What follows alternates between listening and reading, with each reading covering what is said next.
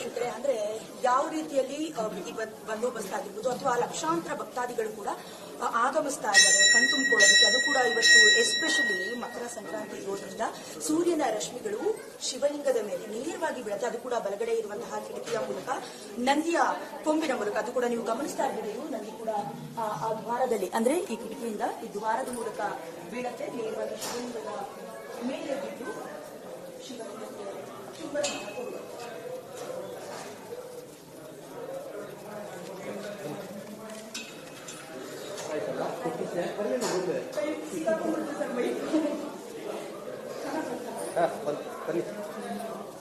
ದೇವ್ರದೊಂದು ಸ್ವಲ್ಪ ತಗೊಂಡು ಹೊರಗಡೆ ಹೋಗ್ಬಿಟ್ಟು ಸ್ವಲ್ಪ ಇವ್ರು ಭಕ್ತಾದಿಗಳದ್ದು ಬೈಟ್ಸ್ ಎಲ್ಲ ತಗೊಂಡು ಅದು ಬಂತ ಟಿಕೆಟ್ ಬಂತ ಇನ್ನೊಂದ್ಸರಿ ಕಳಿಸ್ಬೇಕಂತ ಹೇಳಿ ವೀಕ್ಷಕರು ಚಿಟ್ಚಾಟ್ ಮಾಡಿ ಬಂತ ಇನ್ನೊಂದ್ಸರಿ ಕಳಿಸ್ಬೇಕಂತ ಹೇಳ್ತಾರೆ. ಅಷ್ಟೊತ್ತಿಗೆ ಫುಟೇಜ್ ತಗೊಂಡ್ಬರ್ತೀವಿ.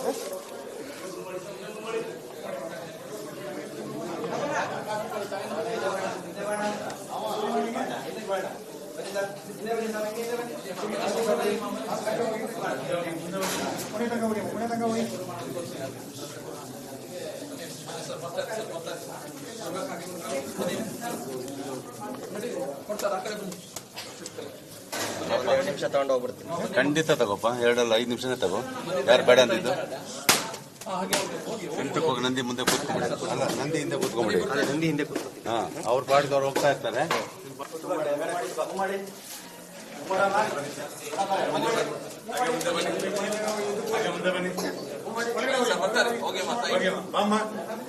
ಅದೇ ನಿಮ್ಮ ಪಾಟಿ ನೀವು ಹೋಯ್ತಾ ಇರ್ಬೇಕು. ನೀವು ಟಿವಿಯಲ್ಲಿ ಬರ್ತಾರೆ ಮನೆ ಬನ್ನಿ, ಹಾಗೆ ಬನ್ನಿ, ಬರ್ತಾರೆ, ಹಾಗೆ ಬನ್ನಿ, ನೋಡ್ಕೊಂಡು ಬರ್ಬೇಕು. ಕುರದಲ್ಲಿ ಬನ್ನಿ ತಾಯಿ, ಬರ್ತಾರೆ ಹಾಗೆ ಲಾಸ್ಟ್ ಹೋಗಮ್ಮ. ಬನ್ನಿ ಸರ್, ಹೋಗಿ ಬನ್ನಿ, ಬರ್ತಾರೆ ಹಾಗೆ ನೋಡ್ಕೊಂಡು. ಪಾಪ ನಂದಿನ ಬಿಟ್ಟು ಪಾಪ ಬಿಡ್ಬೇಡಿ, ನಂದಿನ ಬಿಡ್ಬೇಡಿ, ಬರ್ತಾರೆ ಬನ್ನಿ ಸರ್.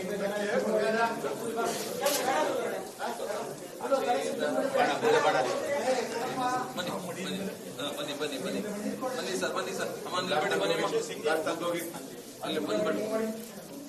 ಬನ್ನಿ ತಾಯಿ, ಹಾಗೆ ಬನ್ನಿ ತಾಯಿ, ಬನ್ನಿ ತಾಯಿ.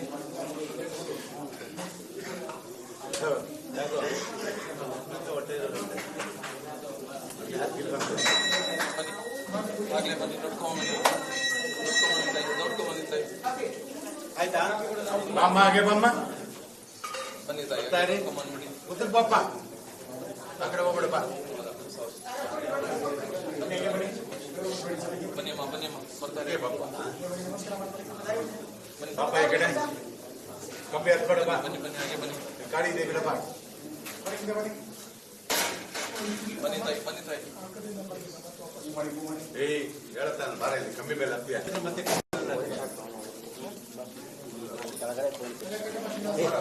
ನಂದಿ ಸೇರಿಸ್ ತಗೊಳ್ಳೋಣ ಅಂದ್ರೆ ನೀನ್ ಮುಂದೆ ಕೂತ್ಕೊಳ್ಳೋಣ.